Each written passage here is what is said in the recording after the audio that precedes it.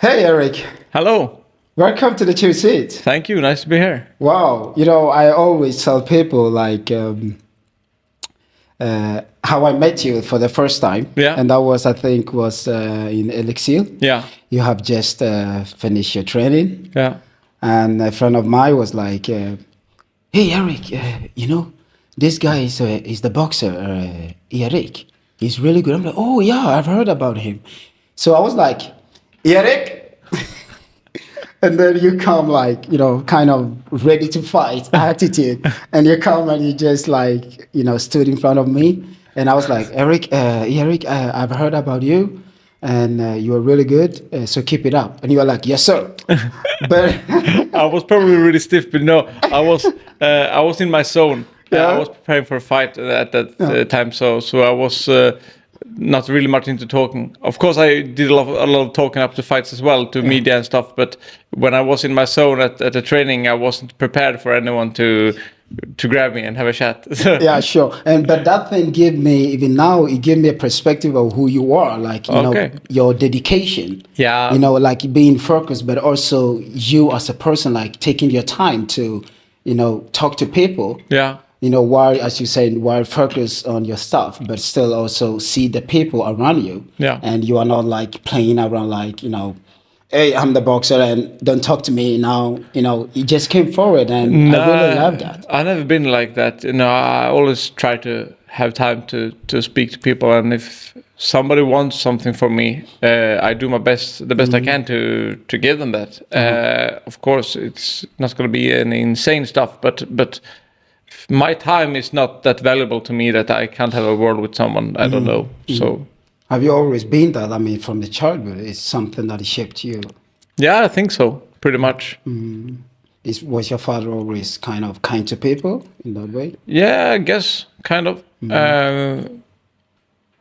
Yeah. Wow, interesting. But that gave me a bit of perspective of who you are as a person, because wow, you are dedicated to your craft, but at the same time you also see your surrounding, and you are not trying to act oh, I'm a famous guy and don't talk to me. So that was really cool. And therefore I'm like, hey, that would be really cool to sit down with Erik, because he have done so much and I know he have been through a lot, and why not to get to know the person around, the person behind the titles and stuff. So therefore you are here today. So I hope you feel welcome. I feel welcome, very welcome. Thank you. I appreciate it. Yeah, I really like our little training session we had. Yeah, it was nice. It was good. Yeah, I'm still looking at those videos sometimes, and I can see I see different things all the time. Yeah. Sometimes I see wow, passion, pam, pam, pam, intensity, and then I can also see sometimes you move and it was kind of pain. I can see pain, I can see passion, I can see all kinds of stuff in your eyes. Yeah, but that's kind of what boxing is to me. It's pain, passion, and love. I mean, boxing is life for me. So it holds pretty much every feeling you can have. Erik, you have lived, a lot, behind you. You have so much experiences and stuff, But during 2017, something happened.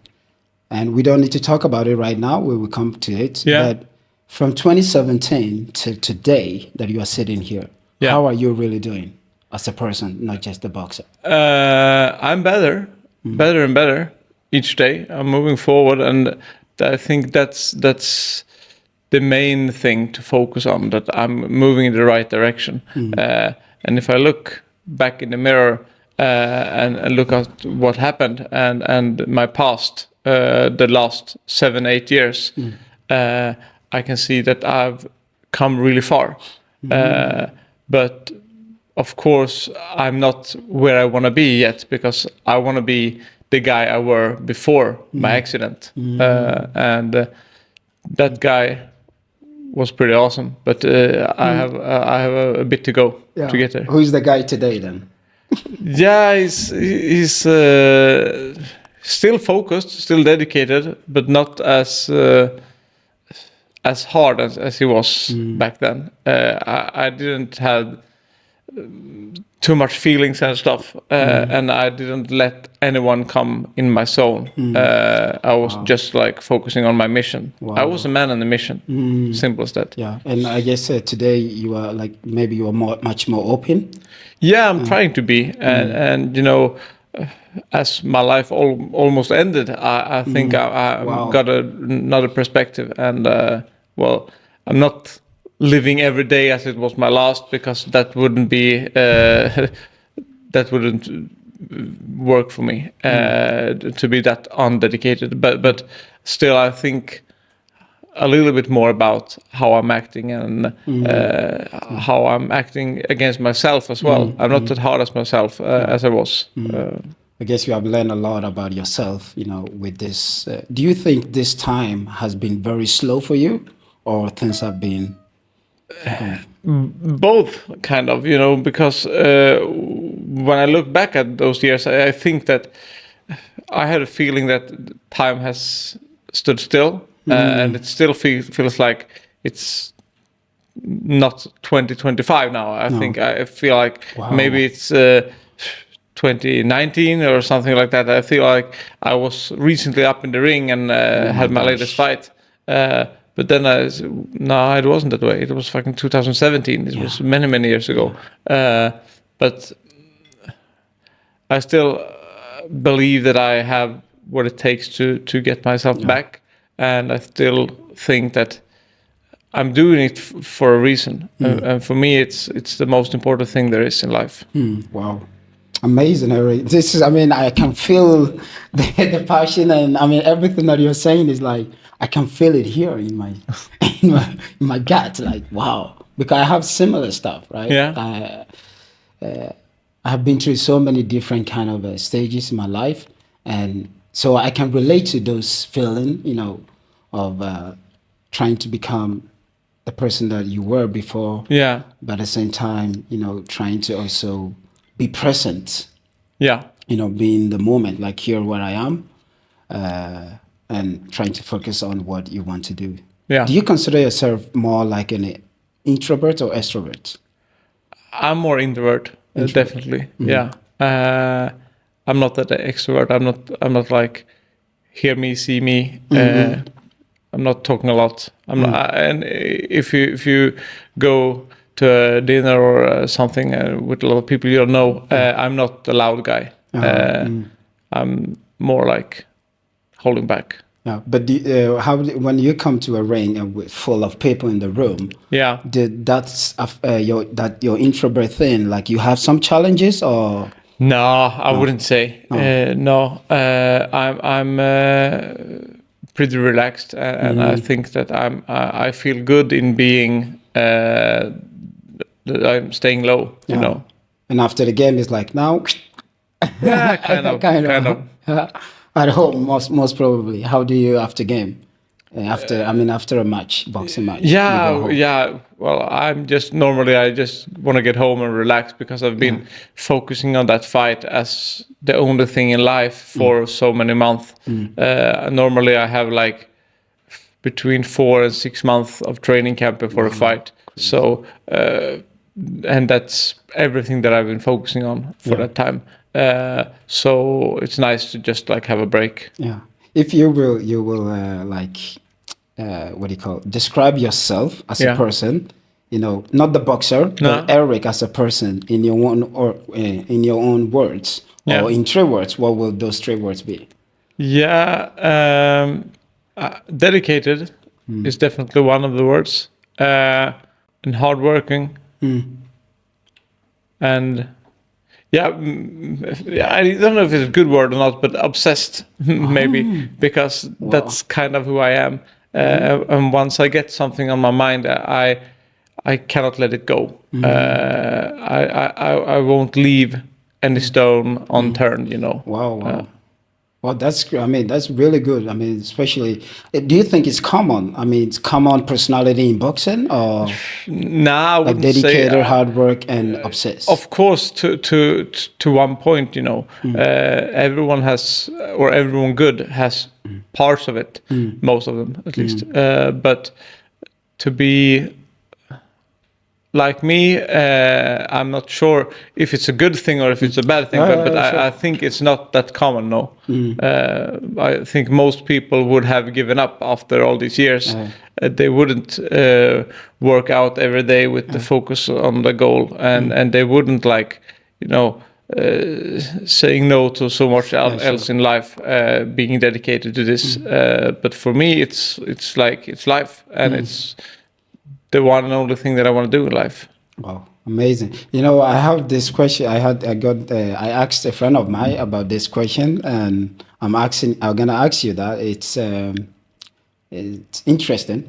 It's this what do you call it? Jantelagen, this Swedish saying, Jantelagen. Do you agree with that expression, or do you are you affected by that, or some point? Do you agree with it?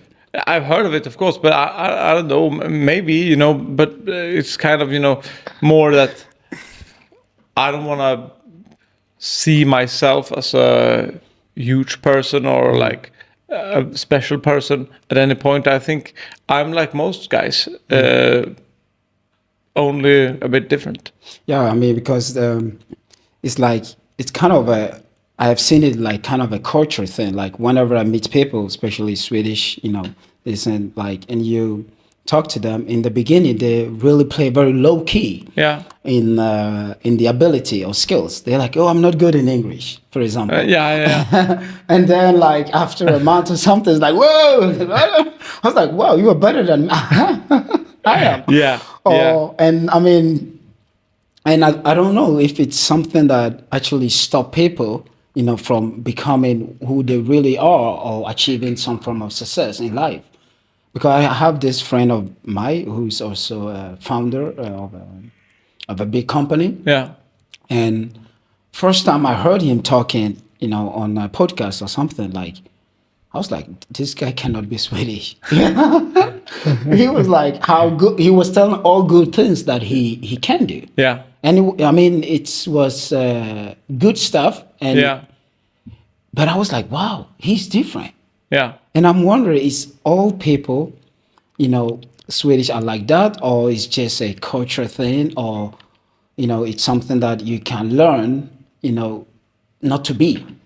I think definitely you can learn it, because you can learn most things. It just costs you a different amount of power, and you have to put your mind into it, but you can learn most things.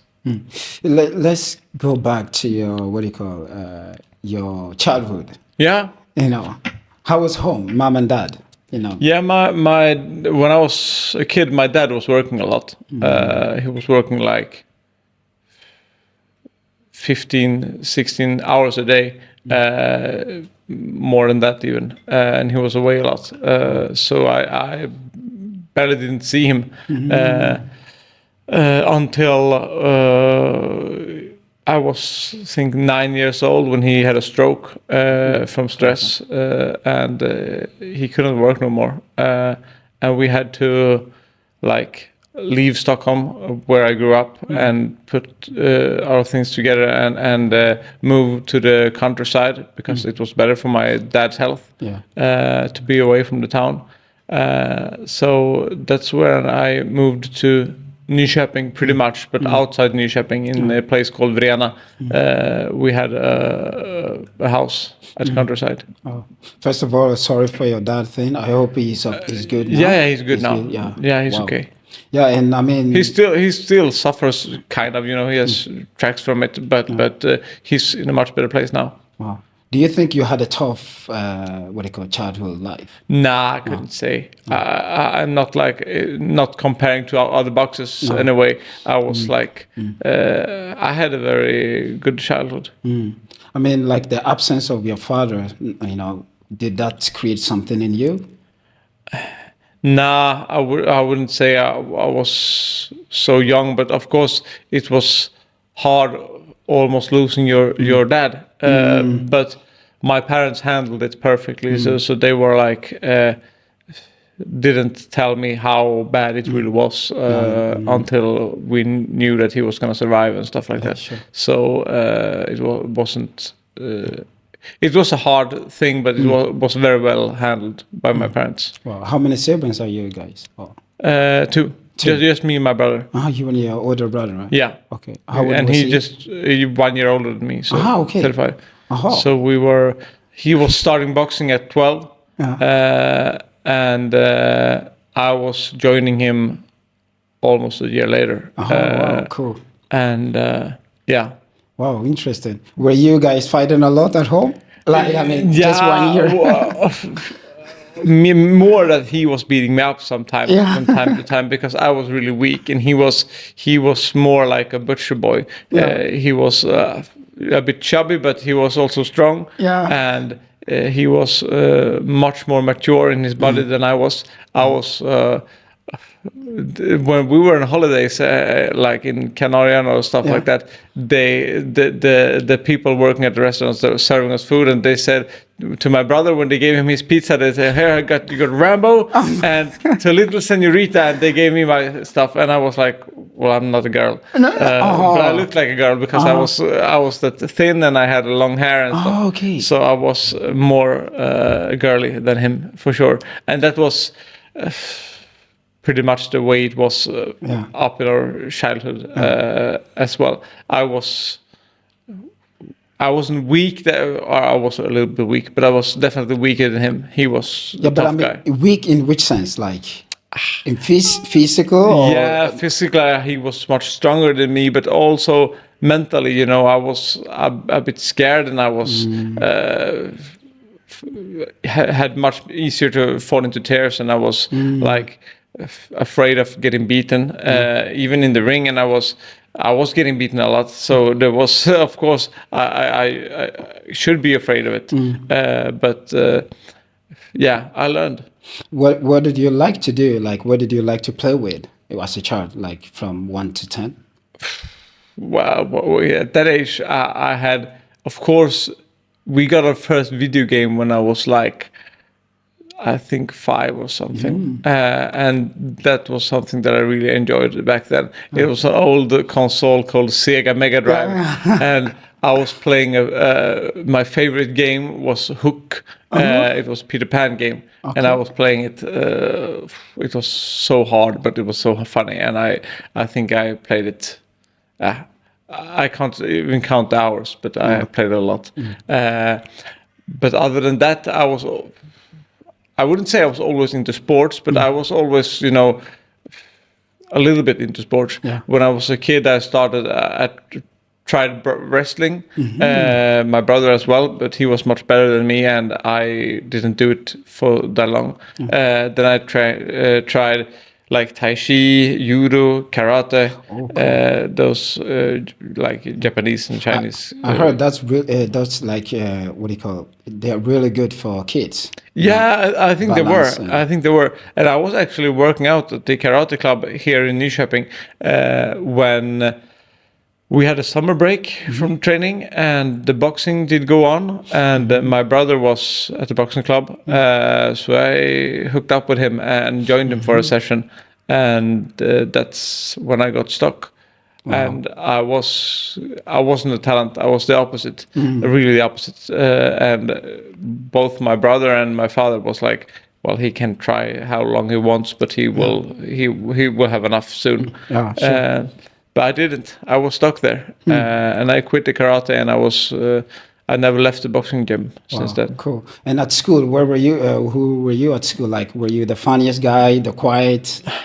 No, I wouldn't say I was that dedicated in school. I had a pretty easy in school, so I wasn't bad. I was good in the subjects and stuff, at least decent.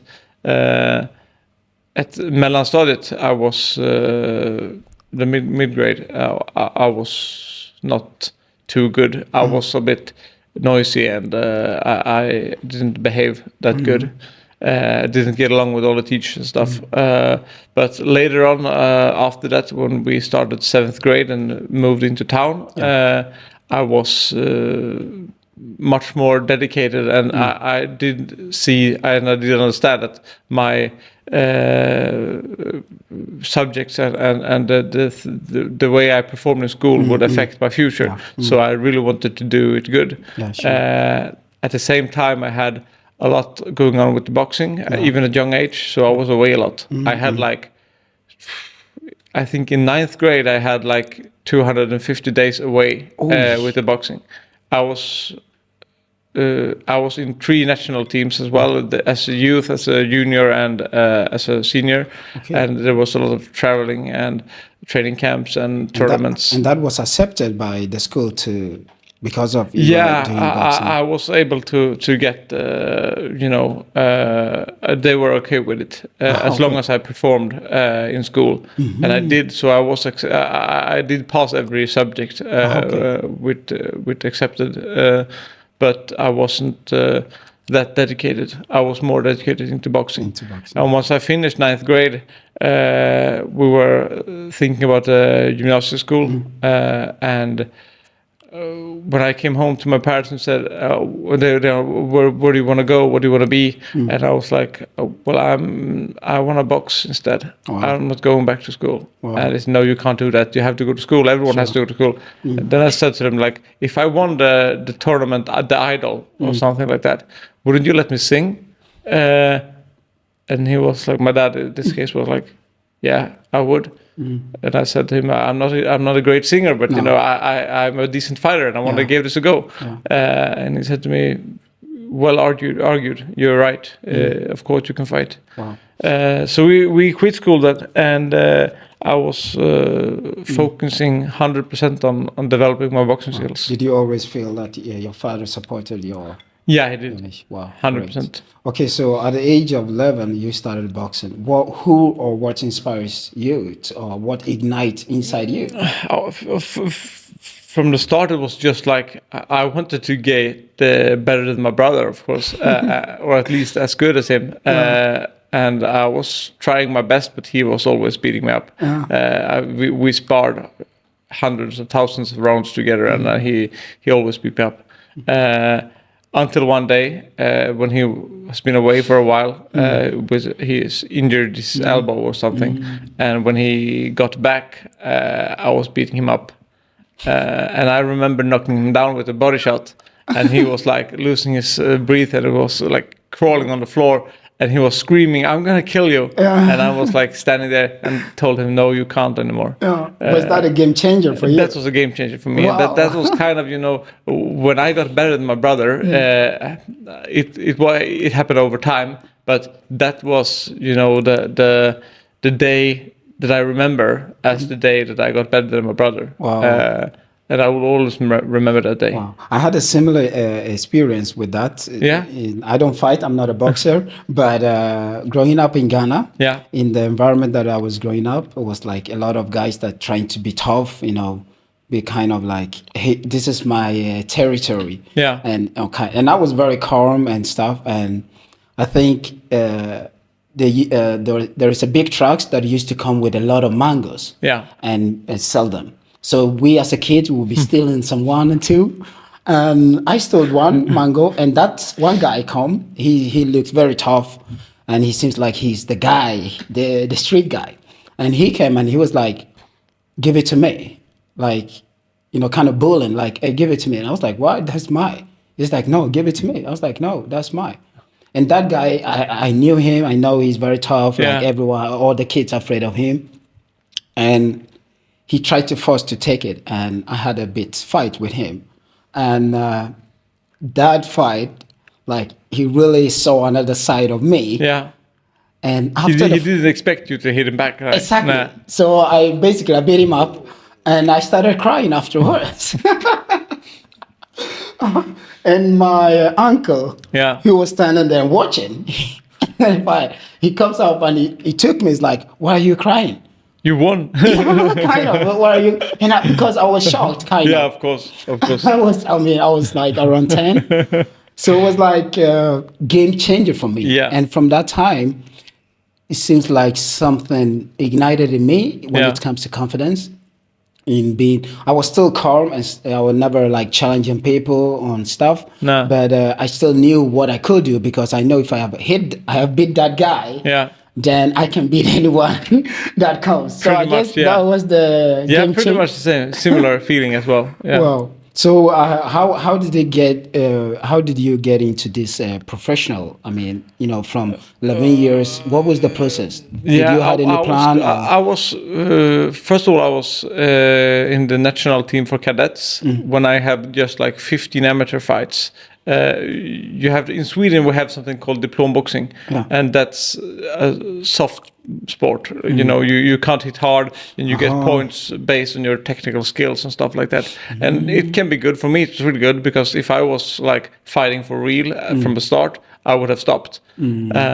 But as you don't learn that much from it about real boxing. So when we got out to our first European games, European championships, I had 15 fights, as I said, and we met guys who had like those who had the most, like 115, 200 fights, amateur fights, and we were so far behind. Of course, I lost the first fight in the tournament, and I was like, I must really do something. Giving up was not an option, and I must really do something to start to develop my boxing skills, and that is to compete a lot. Wow. So from that day, I competed in as a cadet, as a junior, and as a senior, similarly. Wow. So I was fighting every fight that I could get, which meant I had like 30 fights a year as an amateur, and that's. Nowadays they have limited it, so you can't even do it anymore. But it was a lot. Yeah. How old were you during that time? I was 15 when I started, or I was gonna turn 15. I was 14. The year you turn 15, you can start as an amateur. And then I turned pro when I was 18. 18. So right away. I was gonna turn 19. So less than. Wow. Before we go even into the pro thing, do you have any best childhood memory? From boxing? No, or from life or boxing? Yeah, basically, I have a lot. I had a happy childhood, but can you share one that was really like kind of beside you beating your brother? That's one of the best memories actually, because he was beating me up all my childhood, and when he got back to the boxing ring after he injured his elbow, and we were sparring. And I was moving around, and he was hunting me around as he used to. And then I just slipped his punch, and I threw a liver shot, and he knocked him down. Wow. And he was like crawling at the floor, screaming, "I'm gonna kill you!" And I said to him, like, "You can't, not anymore." And that was the day when I stepped by my brother, and that's a good memory for me. Any worst memory? Something that really kind of affected you as a child? As a child. I don't really have too many bad memories, to be honest. Wow, I had a happy great. childhood. Wow, that's amazing. Yeah, really. I mean, not so many people like sometimes you say your father was working a lot, and emotionally, it could affect people. Of course, and of course it did. And for me, when he fell sick and I tried to lose my dad, I was almost losing my dad as a child. That was a horrible memory. But for me, as my parents were very, they kept me safe, and they didn't want to tell me. So I didn't understand how bad it was until after a while. Wow. But I could say that would definitely be one of my worst memories if I understood it. Yeah, sure. I mean, great. Do you have any, do you remember your first fight as a pro? Do you remember how it goes? Yeah, of course. Do you often get flashback on that? Yeah, it does, because it was kind of a huge feeling for me. First of all, it was at the same weekend that we had the Swedish championships in Sweden as for amateurs, and so the whole boxing Sweden were looking at the fight together at that tournament, and I was a bit nervous, of course, a bit stressed. And when I saw my opponent, I I was a small cruiserweight then. Cruiserweight is 200 pounds. It's just above 90 kilograms. And I was weighing like 85 when I signed my contract. But we said, you're just 18, you're gonna grow and you're gonna get big. So we put you in cruiserweight. And my first opponent, he was weighing just 200 pounds. He was pushing the limit. And I was so much below. I was like 82 because I lost a lot in training camp.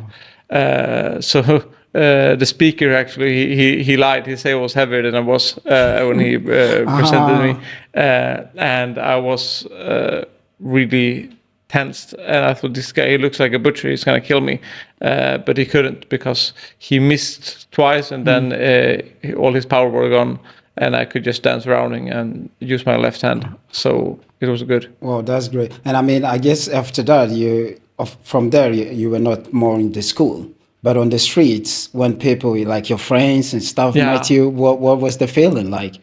Were they kind of like, whoa, now you are like a pro, or? Yeah, some of them were, and some of them were more like, you're always going to be Erik, so don't think you are something special. And I didn't really. I think I was always kind of laid back, not seeing myself as a celebrity or something like that.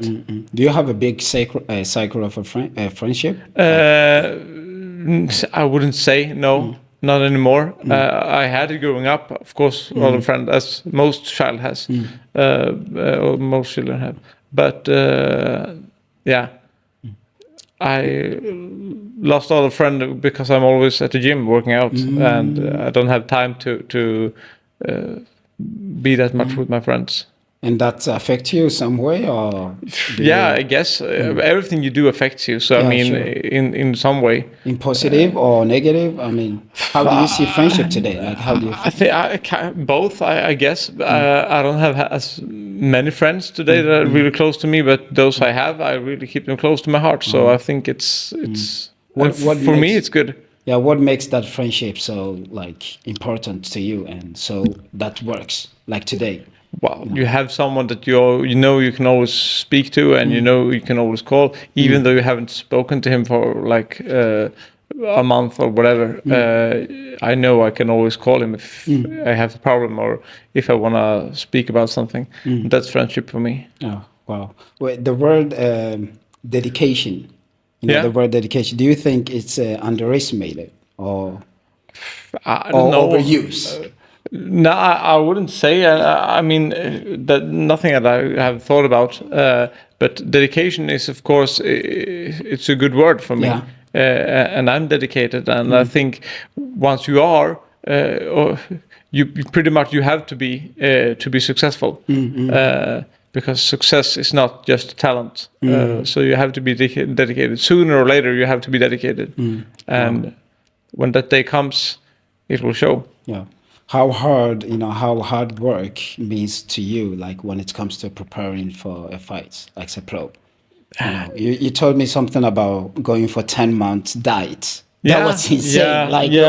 But that was just that was especially long, even for me. That was my latest fight, and that was. I had a good fight at Rosala against a Dutch guy, I think, Timishala, and then I won, and I was promised something big. And my manager was telling me, for a while that you're soon going to have a world title shot. And I was like asking him for that, and he was always saying, "We're gonna come something big is happening." And I said to him, like, "I've heard that, but now you're gonna show me something big." And I was frustrated. And then he came with the World Boxing Super Series, which was really big. It was a tournament where all the best fighters in the world were facing each other. Every world title was at stake, and the new Muhammad Ali trophy, which was a huge trophy that we're gonna collect all the titles. So I was like, get me a spot. I want to be a part of it. And he said, we haven't even decided which weight class that's going to be. It's going to be 2 weight classes the first season. And I was going to wait for that, and I had to wait for it. And then they announced the super middleweight and the cruiserweight. So and I was light heavyweight, so it was the one below and the one above me.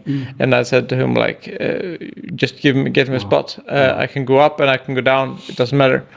And then he had to take a few days pushing for it, and then he came back to me and said, "We got you a spot. Wow. If you go down to super middleweight, we have you." Your spot. And I was already in training camp then for fights that never came. I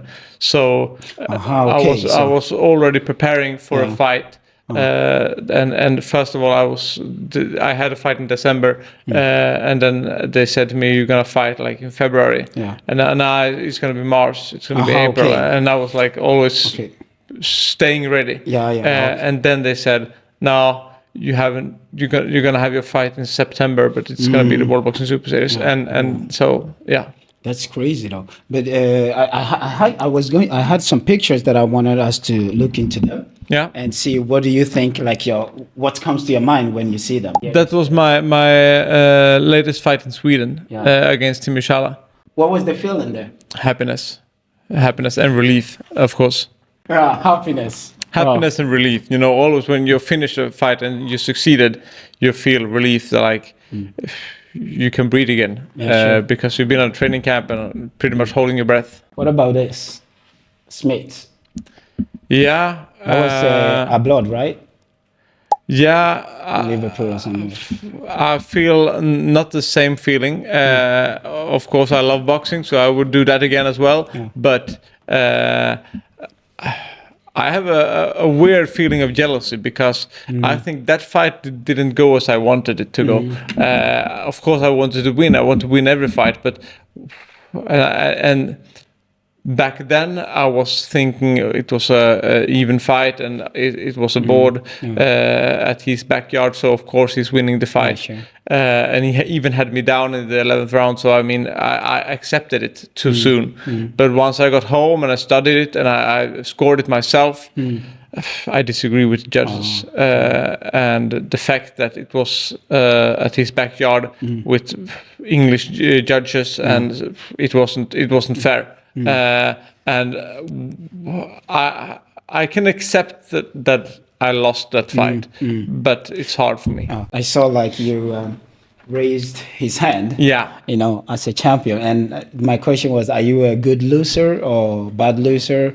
Like, I wouldn't say I'm a bad loser. Like, I would say I'm a gentleman at all parts. So all the way through, I'm a gentleman. The judges are scoring, and if that's the decision they came up with, I have to, accept it, even though I dislike it and I disagree with them. Sure, interesting. And what about this? Your team, I guess. Yeah, my team. What does that mean to you? Even Mike, my stepson there. That they mean a lot. I mean, the family. My coaches were my brother and my father. And also my strength and conditional trainer, David Wahlgren, and my manager, Nisse Sauland. So that was pretty much my home team. Wow. Have you always had the same crew, like a team? Yeah, I had. Since you were you signed your pro, or since you were 15, I guess. Yeah, my father and my brother has been in my corner since I was 15, but the other guys came along later on. But since I signed Team Sauland when I was 18, pretty much the same. What keeps you going in a ring when you know that the opponent is kind of ahead of, like, beating you? And what makes you keep on going? Do you feel like, oh, okay, I want this over now, I'm already lose it? Or do you feel like there is a hope, like you are in around maybe 5 or 3? Yeah, there's always a hope, and there's always even a plan of how to win it. And if you fell behind on points, it's a long fight. You have 12 rounds, and it doesn't matter if he win round 1, 2, 3, 4, 5, 6. It doesn't even matter if you win every round, because you can always knock him out later on. And that's something that you can have in your mind all the way through the fight, even in the last round. Until the bell goes, you can win by knockout. So there's always hope. At the same time, there's always a risk because if you're ahead on points, you can never feel too safe because it can be over. It's the knockout, like being knockout is the kind of the hope. Like, oh, you could win 11 rounds, but the 12, then I could knock you out, and then it's the... Yeah, at some point, and if you're behind, it's a hope, and if you're ahead, it's something that scares you, you know. Great. And I was always very, you know, I was very safe, and I was playing my cards very safe, and I was careful, and I was limited by that a few times. My first fight for the European EU title was a board. It was against a Danish guy in Denmark, against Lolenga Mok, who was a really hard-hitting guy. He's a hard man. And I was tensed, and I didn't fight very well the first round, and I came back to my trainer from Germany, and I asked him, how did I do? And he was like, you're tensed, you're not doing too good. And I asked him, did I win the round? Yes, you won the round, but stop focusing on that. The same thing goes on the next round, and I asked him, how did I win the round? And he said, stop focusing on that. But yes, you won the round, but stop focusing on that. And the third round begins, and about a minute and a half into it, it was like a lightning go through my head. I was knocked down. Mok slipped my jab, and I was gonna hit him with the right hand, and he steps in with his own right hand and hits me on the cheek. It was a really good hit, the worst I ever got. And I fell against the ropes, and I was like, if the ropes weren't there, I was gonna hit the canvas. And the referee steps in, 1, 2, 3, and I was like, is he counting? He's counting on me. I was down, for God's sake. And when he says 8, and he looks at me and he says box, I was just my only focus that I had was to show him how bad I'm hit, and he's just gonna have to believe me. He's just gonna have to believe me. And once he did, I was like, fuck. He believed me, and now Mok is coming again, trying to hit me. So I managed to survive that third round. And then I came back to the corner, and my trainer was in, hitting me with a wet towel and trying to try to make me recover. And I said to him, "Well, now it's an even because I won the first 2, and then I lost the third with 10-8, as you do if you get knocked down." And the fourth round there was still one of the best rounds I ever fought because I was like. I wasn't focusing on the result. I was just focusing. I was in the zone, totally in the zone. There and now, there and then, I was just gonna beat this guy up, and I did. So it was a good round. The 2 things that I learned from this is more like stay focused on what matters. Yeah, and also never give up. Nah. Wow, that's amazing. But we will do something new. So we will take a quick pause. Yeah, and then we will come back to it. Let's jump into something fun, Yeah. This or that. Sure. Okay, let's see. Let's get to know Erik in a very funny way. Okay, so coffee or energy drink? Coffee all the way. All the way, I mean, okay. Yeah, I don't use energy drinks. No. Training in silence or having a music on? I must say music. I have a different kind of training playlist to most guys, but I have... I enjoy the music. What do you have? Hip hop, blues? No, more reggae, but also Swedish music, like some country music, and I have. It's really a mix, but it's like things that I listen to not only when I work out, but I like to listen to it, and I like to listen to good music when I work out. So it doesn't like. Something that it pushes me or something like that. You just gotta Okay, you just chill like to music. listen to music. Okay. Early morning workouts or late nights? Early morning. I'm a morning man. Oh yeah. Okay, ice. What do you call ice bath or sauna session? I'd say both actually, and if you combine them, it's really good. But I like the sauna. Yeah. Okay, winning by knockout victory or having a tough 12 rounds? that's a hard call as well. Knockout victory is a special feeling, but winning on decision after 12 rounds, it's such a relief. So nothing goes up to that. I'd say. So which one would be which one would you pick if you have to?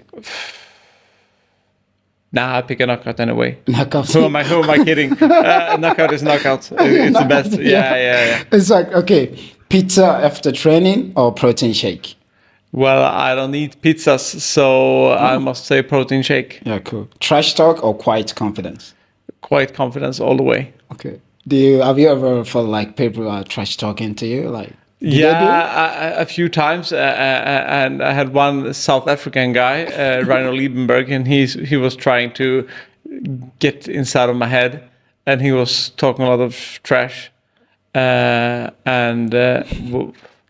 I didn't really put my mind into it. What is the worst trash talk you ever heard? Like something that was against me, against you, like something that was like, what are you saying? What are you talking about? Nah, I don't even recall what he was saying, but one thing he was saying was like he's that handsome guy. He never had a fight. He never had a good opponent. He never had to take a beat. And I was like responding with, a good fighter doesn't have to take a beat because I stay away. You protect yourself with your forehead, which you can see when I have a look at you. But I try to my best to stay away, stay on my toes, and I've been rather successful. In our fight, I will be successful as well, which I was. But I was looking like shit because he was fighting his battle with his forehead, So he was headbutting me all the time, and. Actually, they could have stopped that fight because I was bleeding too much. It was in Stockholm at Hovet, and I remember when I was gonna stand up for the last round, the 12th round, I was under the lights and it was hot inside that ring, but I was freezing because I lost so much blood. Crazy. So it was crazy. But it's good that you try to keep your calm even like when. Have you ever been provoked like, you want to like kind of punch the face? Yeah, once or twice in amateurs, and it didn't went well. No. So I learned how to stay calm and focus on my mission. Okay. So heavy bag or sparring? Sparring all the way. Even though I'm a much better heavy bag worker nowadays than I were before. And you can use the heavy bag to a lot of practicing, but sparring is that's as close to fighting as you can come without having a fight. So I love sparring. Now I have some hypothetical questions. Which is they are trained. If you could step into a ring, not to fight, but to have a conversation with any person in history, who would it be and why? Oh, that's a tricky question. Not to fight, but to have a conversation, just like that. That's a tricky question. Doesn't have to be a boxer. No, it doesn't have to. Nah. Someone that inspires you, or when I got the question, if I could have a conversation with someone and I pick anyone, I always say my grandma because she's dead and I want to see her again. So I would step in the ring with her and have a conversation. Wow. Asking for some good advices. But that's. How important is she for you? Like, she's very important to me.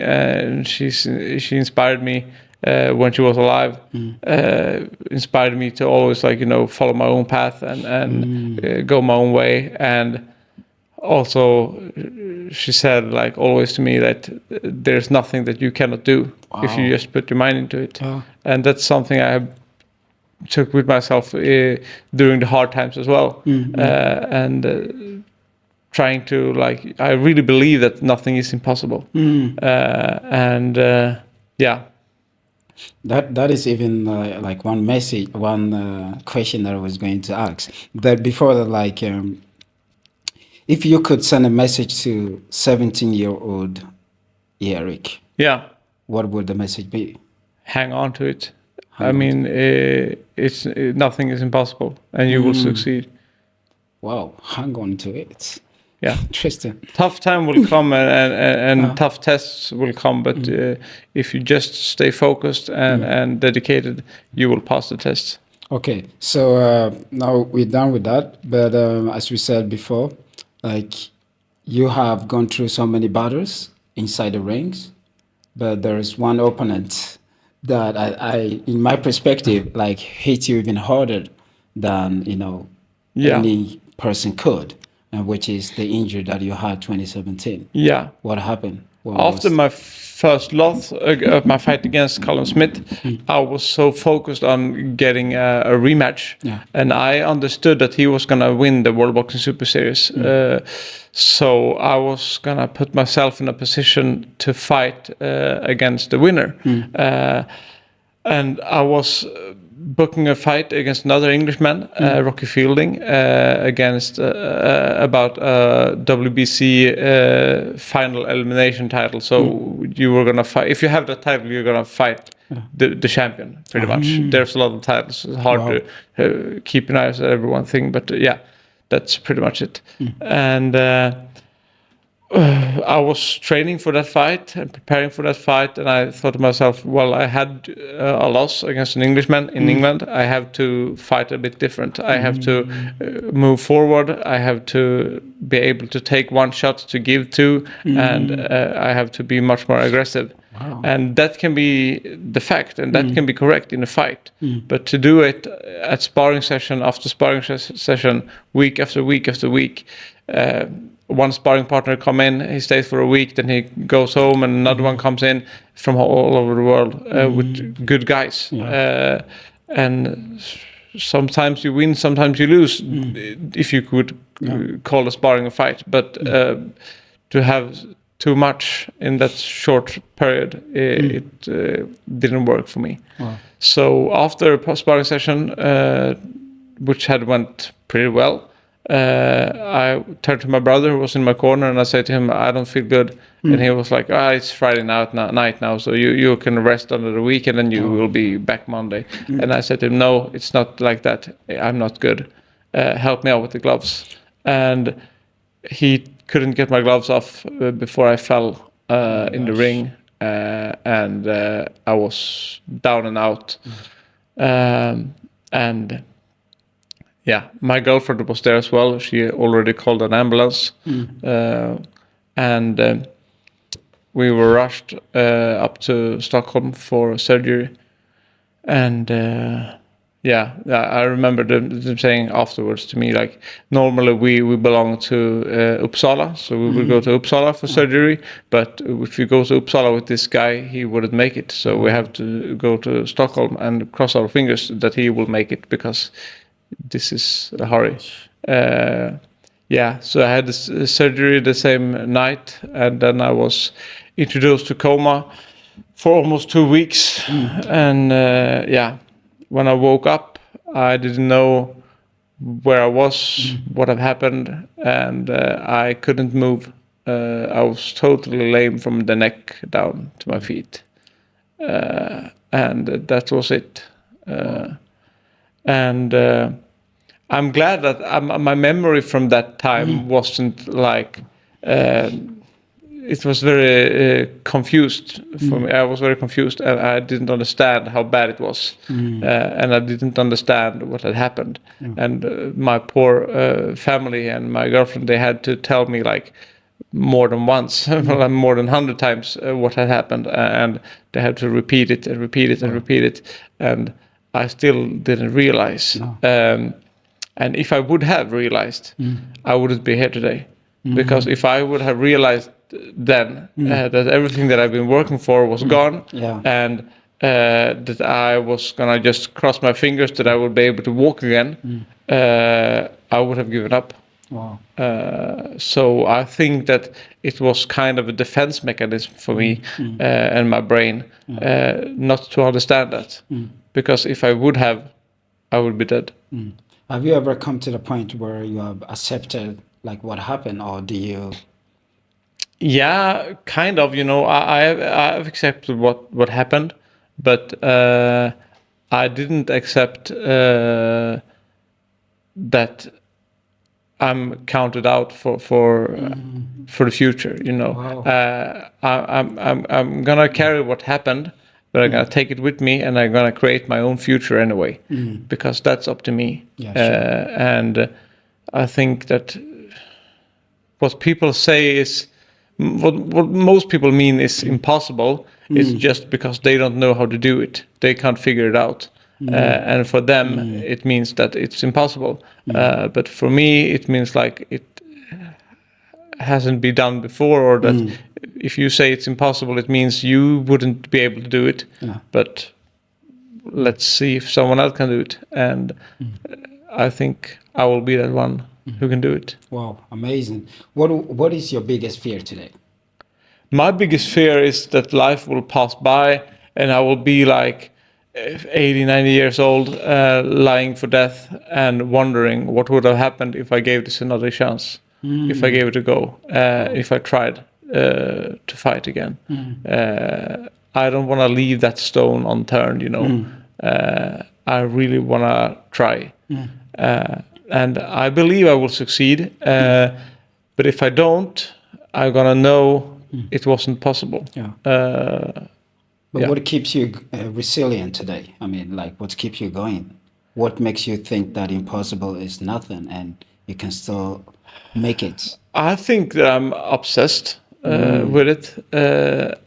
And for me, it's a good thing because I don't know what I would do if I wasn't. And I don't want to be that person. I want to be myself. And I'm Erik Skoglund, the boxer. So I think it would have been easier for me if I wasn't, you know, if I could give it up. But I think I cannot. Yeah. And It's then your I just have. identity. Sorry. It's your identity. Yeah, it is, and I like that as well. So I don't want to give it up. I don't want to like lose it. Is your perspective on success changed from the beginning, you know, when you were young and everything was going in your peak time, and after the injury? Has your perspective on success changed? Maybe in one way, you know, success is one thing. It's like it's when you succeed one goal, like winning a fight, it can be success. Yeah, sure. But success in life, for me, it's like it doesn't mean that you have to have the titles, the money, the fame, the glory. It's just not giving up is successing. Yeah, sure. Because if you give up, you accept that you've failed, and you can get depressed, you can get sad, and you wouldn't feel good about it. Sure. And that's not success. Wow. And the opposite to success is failure. So I mean, that's failure, and that's failure in life in a way that I don't want to live life. If I would describe you in one word, what do you hope that word will be? Well, I wouldn't say cute. I wouldn't say nice. I wouldn't say humble. Maybe I say dedicated. Dedicated is a good word for me because I am dedicated, and I think that keeps me going. Yeah, I mean, I can see that. I mean, I can see, like, as you said, you don't want to give up. That's your identity, and for you to keep dreaming, you have to be dedicated. Yeah. You have to, you know, have the guts or the audacity to go against what everyone else thinks 100%. or believes. Because most people will most probably say, you should stop doing you shouldn't even train. No. Because of what could happen or something. Yeah. But what will happen if I would stay home and not do what I've always done? Yeah, exactly, and that's the same thing as telling someone you should not live because you can die. You most probably will. Yeah, you most probably will. Everyone will. Wow. The question is just when and for what. And as I said, when you're 80, 90 and lying in bed for death, it will feel like the life just disappeared anyway. Okay. And the thing I don't want to do is lying there and wondering what would have happened. Okay. I have one last question for you. Yeah. And it's, you know, what What do I do? Like, what one principle or one thing that do you think young athletes underestimate its power? If there is something that young people underestimate, how powerful that thing is. I'd say dedication anyway, because even though it's like a cliche or something, much people say you must be dedicated. I think that they don't always understand it, because dedication is much more than like just going up early in the morning, going to the gym before school, or staying up all night studying your opponent. It's more than that. It's like having focus on your task for a long time, and you have to do it even when the lights go down, and even when there is no one supporting you and something like that. You have to stay focused. I'm trying to implement in this new stuff that now you will give a message to our next guest. We don't know who it is. Nah. I have. But if you have one message to that person or a question, what would that question be? Question is hard without knowing who it is. But, or a message. Yeah, it could be like, stay dedicated, stay true to yourself. Oh. Stay true to yourself. Wow. Because if you're not true to yourself, you're not true to anyone. No. So you gotta stay true. Wow. I'm so inspired. I'm like, even just from day one, like we catch up, we talked in the coffee shop. Yeah. The training, and now sitting here making this possible. I'm so inspired, and I'm like, wow. This is why I shouldn't, stop. Thank you, I appreciate it. Wow. And you shouldn't stop. No. So I'm happy to be able to vote for that. Yeah. So thank you so much for coming to the Chill Thank you. Seat. And see you. We are out. Yeah. Thank you. Thank you. Wow, amazing.